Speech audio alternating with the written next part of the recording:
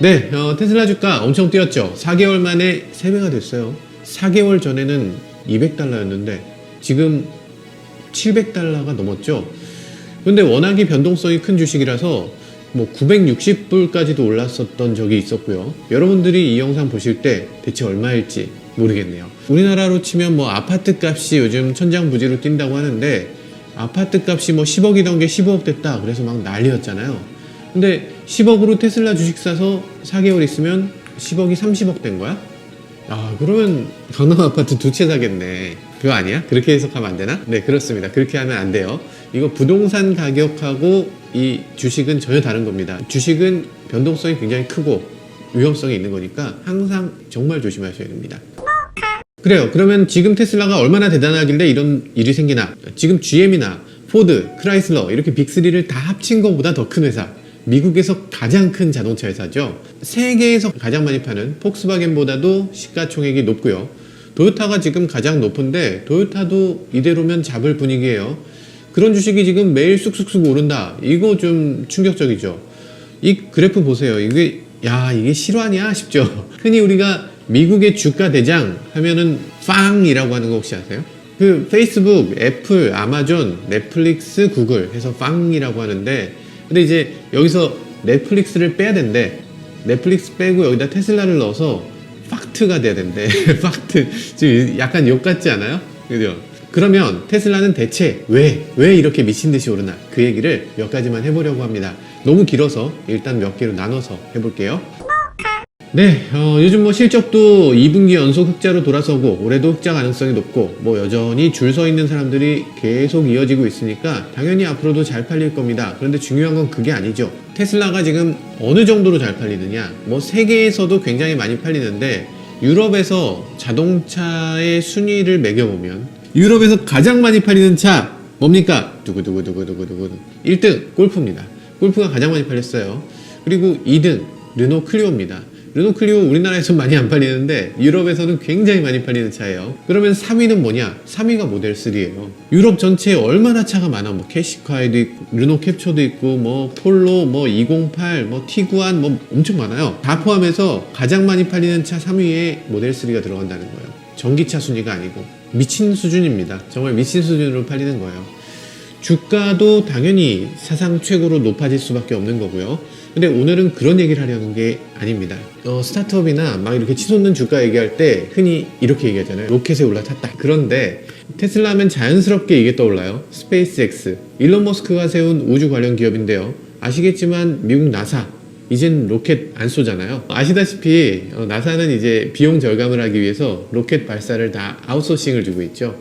뭐 그 인공위성을 쏘거나 아니면 뭐 우주 궤도에 뭔가 올려야 되면 다 스페이스X에다 외주를 주는 거예요. 영상 한번 보실까요? 로켓을 쐈는데 로켓이 이렇게 쭉 날아가서 분리되잖아요. 분리되고 또 분리되고 보통 이거 버렸는데 이제는 요게 다시 착륙을 하는 거죠. 그리고 얘는 날아가서 분리돼서 앞에 것만 날아가는 거지. 위성을 여기다 실어갖고 이렇게 내보내는 거예요. 그리고 나서 요 나머지는 다 재활용하겠다라는 거니까 그래서 스페이스X가 굉장히 비용을 절감할 수 있다 이런 구조로 돼 있죠. 요즘은 옛날 같으면 이렇게 갔다가 다시 이렇게 해서 돌아오잖아요. 그죠? 요즘은 이렇게 하지도 않는다? 요즘은 바다에다 착륙시켜요. 그거 보셨어요? 이렇게 바지선 같은 게 떠 있어. 바다에 바지선이 떠 있어서 이렇게 뿅 해서 이렇게 돌아오면 여기 연료를 또 써야 되잖아요. 이렇게 뿅 쏘고 여기다가 이렇게 바로 착륙시키는 거예요. 그러면 그 자리에 어차피 탄도로 이렇게 내려가니까 여기서 이렇게 착륙만 잘 시키면 되는 거야.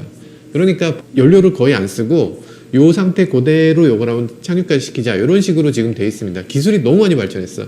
그러니 바지선이 통통통통 하고 다시 집으로 오는 거죠. 일론 머스크가 그러잖아요. 이거 보통 로켓을 한번 쏘면 한 번 쏠 때마다 다 버리는데 만약에 우리가 미국까지 비행기를 타고 가서 미국에다 비행기를 한번 버려버린다고 생각하면 그게 말이 되느냐고. 그러니까 보통 비행기 왔다 갔다 하는 것처럼 이 로켓 또한 3,000번 정도는 재활용할 수 있어야 된다고 생각하더라고요. 어떤 분들은 또 아니에요. 뭐 아마존의 뭐 제프 베조스가 먼저 쐈어요. 뭐 블루 오리진 있잖아요. 뭐 이러시는 분 계신데 블루 오리진은 궤도가 훨씬 낮아요. 진짜 위성을 쏘는 게 아니라 블루오리진은 그냥 우주 여행을 하는 거잖아요. 그래서 굉장히 낮은 궤도로 이런 식으로 그냥 착륙하는 거예요. 그래서 블루오리진하고 비교할 수 있는 건 전혀 아닙니다. 엄청난 차이예요. 뭐 그런 말씀하시는 분도 계세요. 아니 그 신생기업이 어떻게 갑자기 로켓을 뻥뻥 쏘냐, 이거 말도 안 된다, 이런 말씀하시는 분도 계신데, 사실 저희도 말도 안 된다고 생각했죠, 영상 보기 전까지는. 근데 그것이 실제로 일어났잖아요. 어떻게 이렇게 쏘게 됐냐면 나사에서 로켓 쏘던 직원들이 그냥 스페이스X로 옮긴 거다, 이렇게 보시면 돼요. 어쨌든 다들 스페이스X 관련 뉴스 뭐 많이 보셨을 거고, 한 일주일쯤 됐나요? 이런 뉴스도 보셨을 거예요. 스페이스X가 위성을 60개 쐈다. 너무 충격 아닙니까? 아니 우리나라 어땠어요? 러시아하고 같이 뭐 나로호 로켓을 가지고서 쐈는데 실패했죠. 두 번째 쐈는데 또 실패했어. 세 번째 뭐 성공을 하는데 뭐 옥신각신 뭐 기술을 뭐 전달을 해야 된다 말아야 된다, 뭐 기술은 하나도 못 받아, 이렇게까지 정말 엄청나게 어려운 거라고. 하나 쏘는데도 이렇게 공포심을 막 느끼면서 쐈는데 이 형님들은 뭐 까짓 거 하면서 그냥 60개씩 막 쏜 거예요. 야, 어떻게 한 번에 60개를 쏘나 하고 봤는데, 사실은 이렇게 좀 납작한 위성을 한꺼번에 60개씩 쌓아서 이렇게 쫙 한 번에 밀어서 올리는 거더라고요. 쭉 내놓고 우주에서 이렇게 펼쳐지는 거예요. 크기가 가늠이 안 되실 텐데 이 부분이 피자 박스만 합니다. 그리고 이게 지금 3개가 있고 실제 크기는 한 냉장고만 하다. 냉장고 문만 한데 그걸 납작하게 만들었다고 보시면 돼요. 거기다가 이게 우주로 나가면 펴지니까 태양광 지별판까지 하면 어마어마하게 큰 거죠. 이 큰 거를 그렇게 많이 올린다고? 60개나 올린다고? 와, 대단하다 하시는데, 사실 그건 아니고 지금 무려 240개 쐈습니다. 야, 이거 지금 너무하지 않나? 240개? 너무하다 싶은데 앞으로 이걸 몇 개 쏜다고?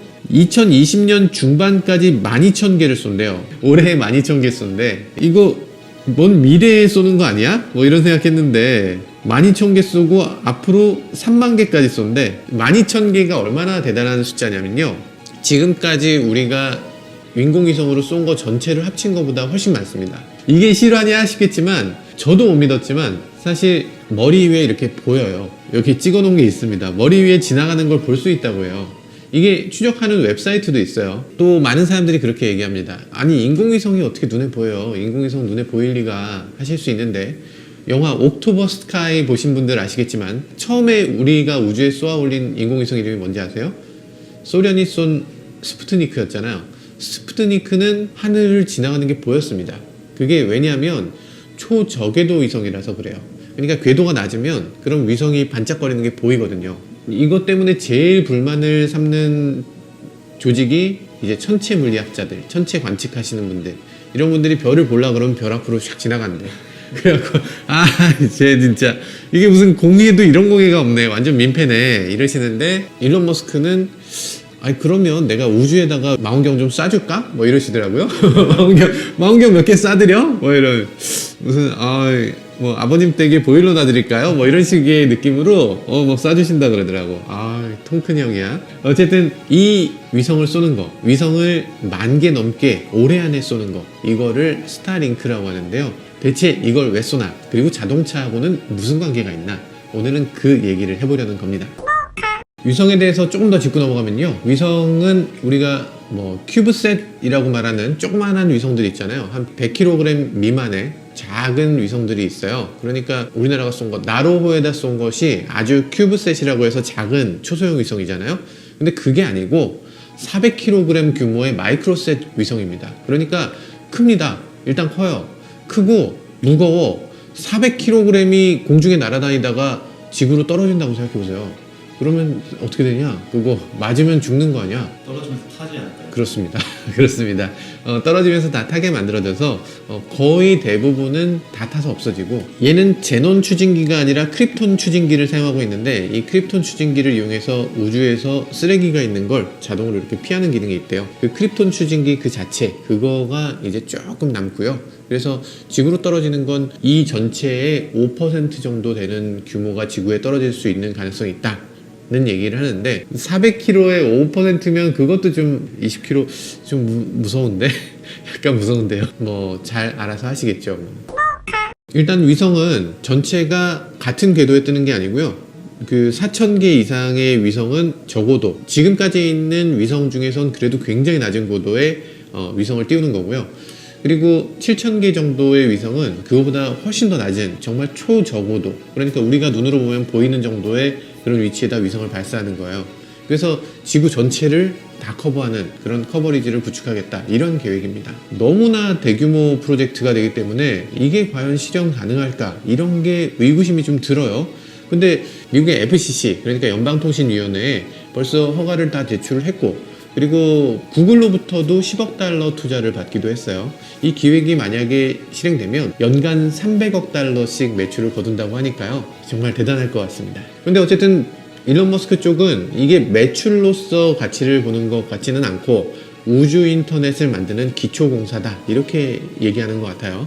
일단 뭐 2024년, 그러니까 4년 후에 사람을 화성으로 보낼 거거든요. 화성으로 보내면 아니 도대체 4년 후에 어떻게 보내냐?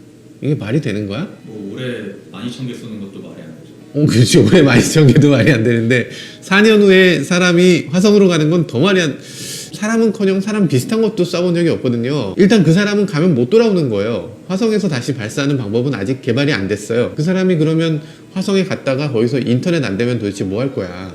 인터넷이라도 돼야지. 이 김한용의 모카도 보면서 아, 이 사람 참 재밌게 잘하네, 이렇게 하시지. 이번에 스타링크 4회차 발사에는 그 1차 발사에서 사용했던 부스터를 재사용했어요. 그러니까 그동안은 부스터를 재사용한 적이 한 번도 없었는데 요번에 발사하면서 재사용을 했습니다. 거기서도 굉장히 많은 사람들이 놀라기도 했죠. 그 비정상의 정상화라고 우리가 얘기하죠. 비정상인 걸 잘못해서 정상이라고 착각하는 게 비정상의 정상화입니다. 그 비정상의 정상화 때문에 로켓가 뭐 우주로 날아가다 폭발하는 경우도 있었고 했는데, 그런데 지금 이 경우는 만약에 로켓을 재사용하면 거기에 있을 수 있는 수많은 팩터들이 늘어나잖아요. 오류가 생길 수 있는 가능성이 늘어나기 때문에 재사용하는 걸 그동안은 굉장히 꺼렸는데, 근데 지금 재사용을 해보니까 잘 되더라, 이걸 확인하게 된 거죠.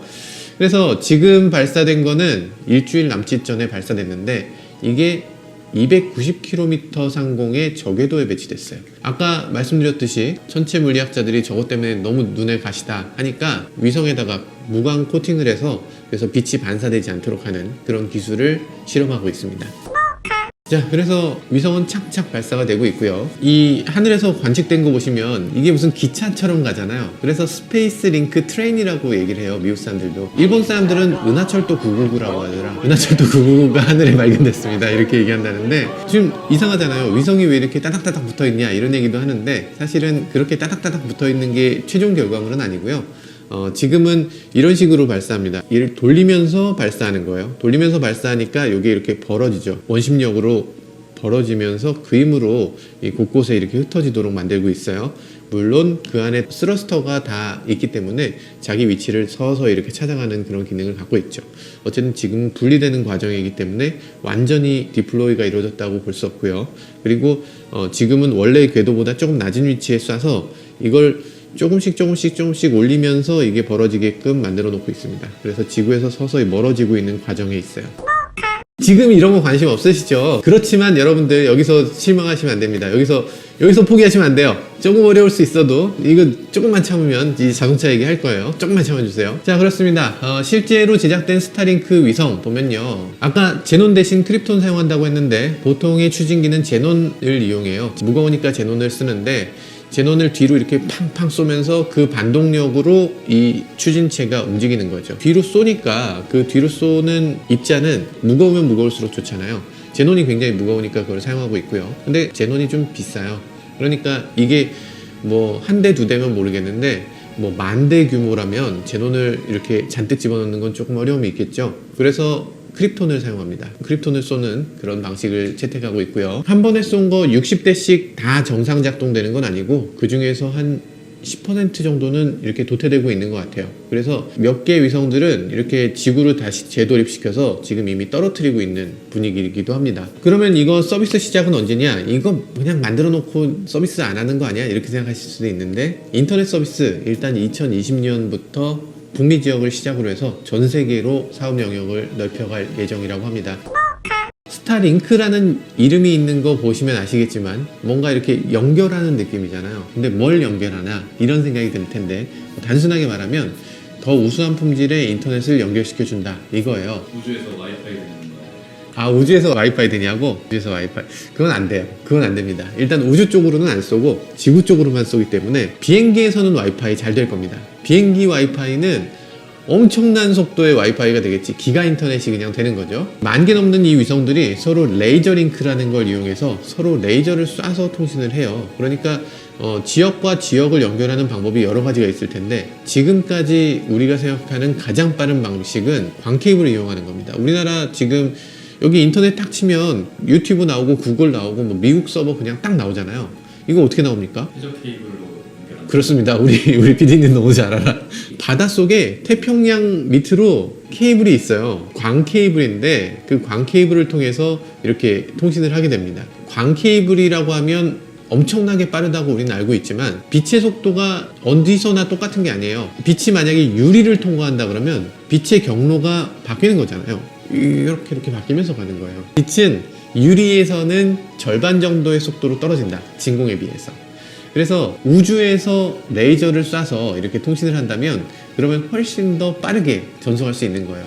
근데 정말 희한한 게 아무리 10,000대 규모라 그래도 우주 전체에다가 이렇게 흩어놓으면 사실 그렇게 가까운 게 아닌데 정말 서로 막 몇만 킬로씩 떨어져 있을 텐데 레이저로 딱 쏴서 맞춘다. 한 대도 아니고 수십 대 맞춰야 되잖아요. 그게 가능한가 싶은 생각은 일단 들기도 합니다. 무슨 스타워즈 같아. 그럼 왜 이렇게 괴상한 방식을 쓰나 이런 생각이 드실 거예요. 기존까지 통신위성들이 있었잖아요. 우리나라 위에도 정지위성이 있고요. 그리고 전 세계가 다 정지위성들이 있습니다. 정지위성이 지구가 이렇게 있으면 굉장히 많은 영역을 커버하잖아요. 지구가 여기 있고 위성이 여기 있으니까 이쪽 끝에서 이쪽 끝까지는 위성 하나로 커버가 되는 거예요. 그죠? 그렇게 하면 되는데 뭐하러 이걸 이렇게 가까이에서 요 가까이 있으니까 여기서 여기밖에 안 보이잖아. 그러니까 커버리지가 굉장히 짧은 거예요. 500km 정도밖에 안 됩니다. 우리나라 하나 커버하는데도 위성 2개가 필요해. 너무나 작은 그런 위성을 쓰는데 왜 이렇게 하느냐? 옛날 통신 위성들 보면 거리가 굉장히 멀었잖아요. 위성 전화 해보신 분들 아마 딜레이 있는 거 아실 거예요. 위성 전화 안 해보신 분들은 아마 그거 보시면 되겠다. 미국에 나가 있는 김한용 특파원 연결해 보겠습니다. 김한용 특파원 하면 네, 김한용입니다. 이러죠. 이렇게 딜레이 있잖아요. 보통 위성은 정지위성이라고 해서 36,000km 위에 떠 있고요. 그렇게 높이 있으면 문제가 뭐냐면 전파가 되게 희미해지는 거죠. 그러니까 날씨에 따라서도 영향을 받고요. 그리고 레이턴시도 커집니다. 700ms 정도 돼요. 지연 시간은 뭐냐면 여러분들이 쉽게 말하면 인터넷을 딱 눌렀을 때 거기 팍 뜨는 그 시간을 생각하시면 될 거예요. 배그 하는데 내가 분명히 먼저 쐈는데 이상하게 내가 죽네. 레이턴시 문제 아니야? 뭐 이런 분들 계시는데 뭐 그렇게 생각하셔도 돼요. 어쨌든 레이턴시라는 건 내가 요청했을 때 받는 시간. 그러니까 여러분들 그런 거 있잖아요. 전기 같은 경우는 전기는 딱 켜는 순간 딱 나와요. 그거 왜 그러냐? 여기서 이제 딱 밀면 이쪽이 톡 튀어나오는 거지. 여기 전자를 톡 집어넣으면 여기 톡 튀어나와서 밀지마 하면서 여기서 딱 밀리는 거예요. 그러니까 아무리 길어도 한 사람이 툭 밀면 저쪽 끝에서 한 사람이 툭 튀어나와. 물 호스가 여기 비어있으면 한참 걸리겠지만 여기가 꽉 차 있으면 여기서 물 수도꼭지 딱 틀면 요 안에 있는 파이프 안에 있는 물이 확 나오는 거잖아요. 그런 거라고 보시면 돼요. 근데 인터넷은 전혀 다른 문제죠. 인터넷은 모든 것들이 하나하나가 TCP/IP의 그 패킷으로 이루어져 있는데 요청할 때마다 한 패킷씩을 받기 때문에 레이턴시가 전체 속도를 느리게 하는 요인이 됩니다. 그래서 레이턴시가 중요한 거고요. 그 레이턴시가 보통은 유선 케이블 꽂는다라고 하면 한 10ms 정도 돼요. 길어봐야 60ms 이렇게 됩니다. 그런데 정지위성을 통하게 되면 700ms니까 보통 인터넷 꽂는 것보다 한 10배 느리다 이렇게 느껴지는 거예요. 스타링크는 몇 킬로 위에 있어요? 스타링크는 550km 위에 있습니다. 그러니까 95% 정도 더 낮은 거예요. 이론적으로는 한 3.6ms 안으로 들어온다고 합니다. 뭐 여러 곳을 거쳐서 온다고 해도 10ms 이내에 레이턴시가 나온다고 하고요. 그러면 왜 애초에 위성을 그렇게 높이 띄워갖고 정말 오래 걸리게 하냐? 진작에 좀 낮게 띄우지. 왜 그렇게 안 했냐? 이럴 텐데 낮게 띄우면 여러 가지 문제가 있습니다. 낮게 띄우면 우선 위성이 빨리 돌아야 돼요. 동그란 지구가 있다면 이 지구 주변을 위성이 원심력에 의해서 이 지구에서 추락하지 않고 계속 도는 거잖아요. 만약에 이게 느리게 돌면 어떻게 돼요? 추락하죠. 느리게 돌면서 이 원심력을 확보하려면 지구의 중력이 멀어지는 곳으로 가야 됩니다. 서서히 먼 곳으로 가서 밸런스를 맞춰보니까 말이야. 간격이 36,000km여야만 지구가 도는 속도로 내가 돌 수 있더라. 만약에 이거보다 가까우면 지구 중력이 점점 세지니까 가까울수록 빨리 돌아야만 지구에 안 떨어지고 계속 돌더라. 지금 500km잖아요. 500km면 어마어마하게 빠른 속도로 돌아야지 안 떨어지는 거예요. 그러니까 이렇게 빠른 속도로 돌면 아무짝에 쓸모가 없잖아요. 아, 내가 지금 보내려고 하는데 그냥 훅 지나가 버려. 야, 지금 내가 쏴야 되는데 쟤 자꾸 가냐? 이렇게 될 거 아니에요. 그러니까 그 다음 버스가 금방 와야지. 그러니까 위성이 엄청 많이 필요한 거예요. 그 다음 위성이 계속 줄이어서 와야 됩니다. 일론 머스크가 얘기하는 게 이런 거예요. 뉴욕에서 런던으로 쏜다, 이런 얘기를 많이 하는데요. 뉴욕에서 런던을 왜 자꾸 강조하냐면 뉴욕과 런던은 둘 다 세계 최고의 금융센터가 있죠. 미국 증권시장과 유럽 증권시장이 서로 통신을 해야 돼요. 서로 통신을 하는데 0.1초 차이로 주식을 사느냐 마느냐 이게 결정되기 때문에 이 통신이 엄청나게 중요합니다. 지금 광섬유가 가장 빠른 게 76ms 정도 된다고 합니다. 이걸 최대한 빠르게 하면 55ms 정도 되고요. 근데 스페이스X가 내세우는 거는 43ms로 줄어든다고 해요. 17ms에 몇 조를 태워? 야, 이러실 텐데 사실 그렇습니다. 지금 미국과 영국 사이에 민영 광 케이블이 있어요. 이미 있는데 이 민영 광 케이블이 딱 5ms 더 빠르다고 해요. 근데 이거 하는데 3억 달러 썼대. 3,600억 원을 썼고 이 양쪽의 증권업체들이 이 비싼 케이블을 다 쓰고 있어요. 단 몇 미리세컨즈 더 빠르기 위해서.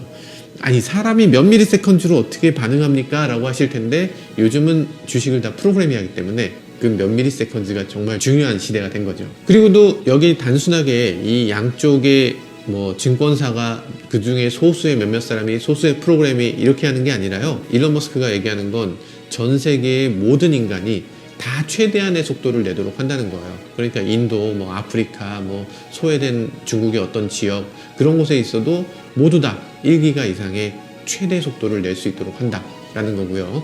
우리가 인터넷이 이제는 필수예요. 뭐 스마트폰 없이 살 수 없어요. 그러지만 아직도 인구 절반 이상이 인터넷에 한 번도 접속해 본 적이 없죠. 그런 것들이 이제 현실화되면 세계에 있는 모든 사람들, 그러니까 낙후된 지역에 있는 천재들도 분명히 있을 텐데 그런 사람들도 다 이제 인터넷을 통해서 공평하게 뭐 어떤 정보를 얻을 수 있고 어떤 정보를 또 우리한테 제공할 수 있겠죠. 인류가 한 단계 진보할 수 있는 그런 계기가 될 수 있을 것 같아요. 그럼 스타링크를 어떤 식으로 접속을 할 것이냐, 이 부분이 있잖아요. 그럼 내 핸드폰에서 갑자기 되는 건가요? 이렇게 생각하실 텐데 그런 건 아니고요. 수신기가 별도로 있어야 됩니다. 하다못해 스카이라이프를 우리가 봐도 위성 안테나 있어야 되잖아요. 접시 안테나.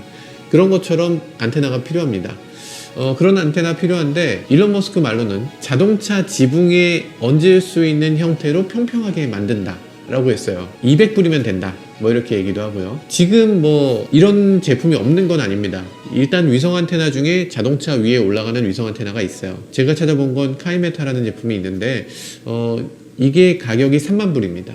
너무 비싸요. 너무 비싸요. 어마어마하게 비싼 이런 장비들을 200불, 뭐 여전히 비싼 거긴 해요. 그런데 어쨌든 그런 가격에 보급한다는 거니까 뭐 한 건물에 하나씩 이걸 놔둬서 전체를 커버할 수 있도록 하는 거, 이런 것들이 가능해지는 거죠. 우리도 그렇지만 미국도 지금 5G에 대해서 굉장히 고민하고 있거든요. 이제 막 시작되는 단계니까. 그런데 그 5G를 이용하기 위해서는 망을 어쨌든 깔아야 되잖아요. 만약에 무인도에 갇히게 되면 페이스북에다가 디즈니 영화 같은 걸 업로드하면 디즈니에서 소송하러 이 사람 건져낸다고 뭐 이런 얘기 하잖아요. 근데 당연히 무인도에는 전화 안 터집니다. 전화 안 터지는 지역이 더 많아요. 전화는 반드시 이동통신을 위한 망 중계기가 필요하고 그 망 중계기는 또 어떻게 연결해야 되냐면 광 케이블로 연결해야 돼요. 지금까지는 그렇습니다. 그걸 위해서 광 케이블을 미국 전역에 앞으로 깔게 되는 계획이 있는데 케이블 값만 1,500억 달러가 든다고 합니다. 1,500억 달러면 도대체 얼마야? 200조. 그렇죠. 200조쯤 됩니다. 야, 이게 말이 됩니까? 200조 케이블 설치하는 데만 그 정도가 드는 거예요. 그것도 연구한 케이블도 아니고요. 그런데 스타링크는 100억 달러, 우리 돈으로 10조 만에 끝납니다. 싸네요. 그죠? 10조 싸네. 야, 200조에 비하면 뭐 천조국에서 뭐 10조야 뭐 가뿐하지.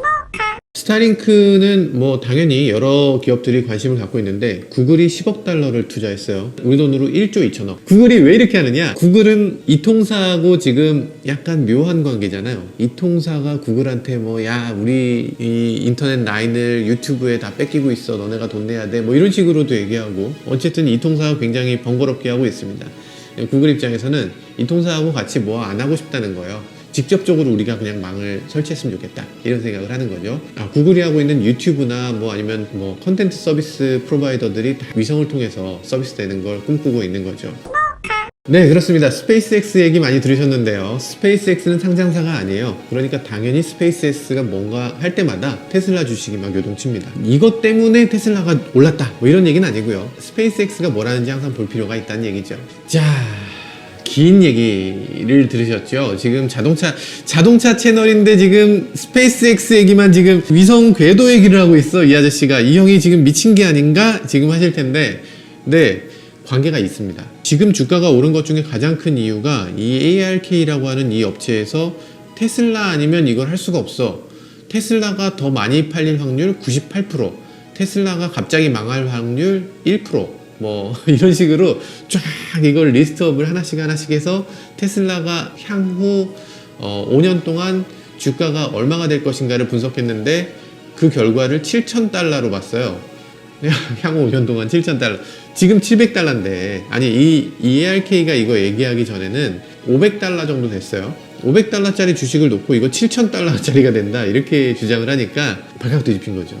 이렇게 주장한 근거는 가장 큰 이유가 이겁니다. 자율주행을 하기 위한 네트워크를 갖고 있는 회사는 테슬라밖에 없다는 거예요. 자동차 네트워크, 형 나 그거 알아. 자동차에서 이렇게 전화통화 되는 거잖아. 아니면 온더에어로 여기 맵 업데이트 해주는 거잖아. 이렇게 생각하실 텐데 그게 전혀 아닙니다. 그러니까 여러분들 자율주행 시연하는 차들 많이 보셨을 텐데요.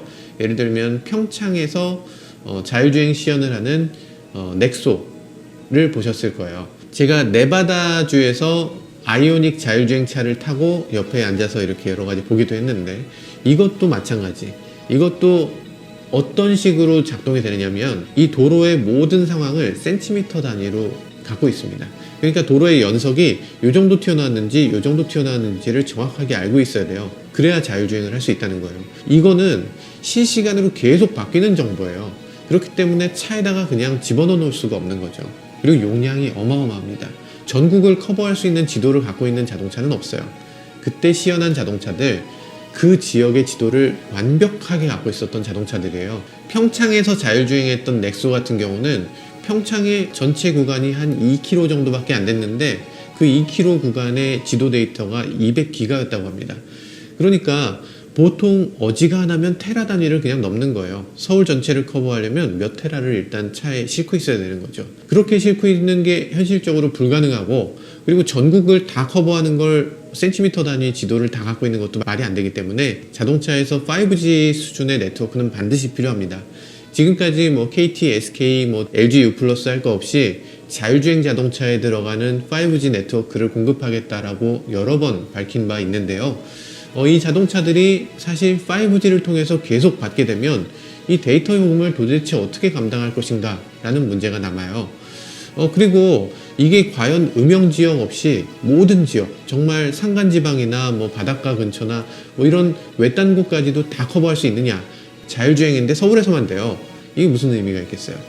그러니까 이런 것들을 할 수 있는 네트워크가 필요한데 그 네트워크를 갖고 있는 회사는 테슬라밖에 없고 다른 회사는 아무리 자율주행을 발전시켜도 이걸 갖고 있는 회사만큼 잘할 수는 없다는 겁니다. 뭐 벤츠, 뭐 BMW 같은 유럽 회사들이 자동차에 앞서 있다고 하는 거는 엔진 기술이 앞서 있는 거지 자율주행을 위한 네트워크는 테슬라가 그냥 이미 앞서 있고 훨씬 더 훌쩍 앞으로 나가버린 거예요. 그래서 ARK가 이런 자료를 내놓은 거고요.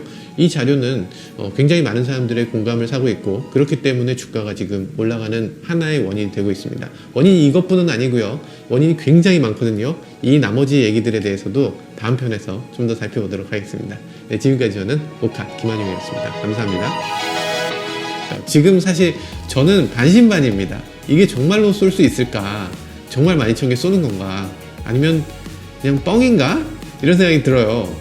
그러니까 일론 머스크에 대해서 사람들의 평가가 정말 180도로 막 갈라지는 게 이 사람이 너무 뻥장이 같거든. 너무 말이 안 되니까 뻥장이다 라고 보는 사람이 절반, 그리고 아니다 실제로 이 사람은 구현을 했다 라고 하는 사람이 절반이에요. 그래서 이게 딴 사람이 말하면 진짜 허무맹랑할 것 같은데 이 사람이 말하니까 되나? 진짠가? 아, 저거 진짜 되면 어떡하지? 이런 생각이 지금 드는 거죠.